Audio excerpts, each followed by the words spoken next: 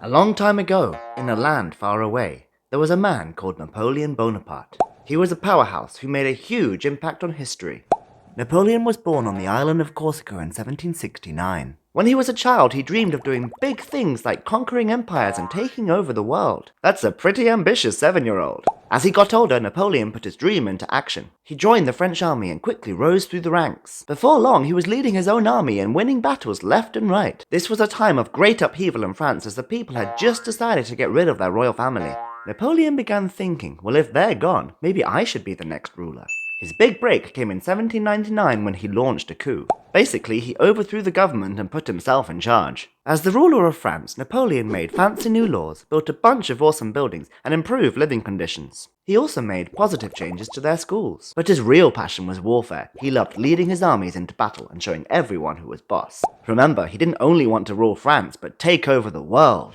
He didn't quite manage to do that, but he did go pretty far. Napoleon led his army on a bunch of conquests, and he managed to take over a huge part of Europe. It was pretty impressive, but not everyone was thrilled about it, which is hardly surprising.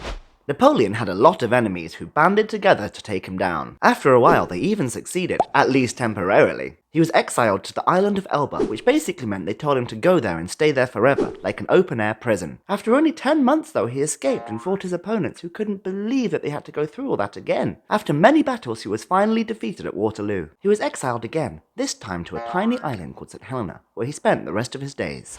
One more fun fact about Napoleon. Though he had a reputation for being short, he was actually average height for his time. But because he was surrounded by tall soldiers, it just looked like he was short. Despite his downfall, Napoleon left a pretty big mark on history. Many of the changes that he made to his country are still largely the same today. The system of laws that he made were copied by states around the world. He was one of the most influential people of his time, and he's still remembered today as a brilliant, if slightly crazy, leader of his country. We might not all want to conquer empires like Napoleon, but we can still learn a thing or two from his ambition and determination.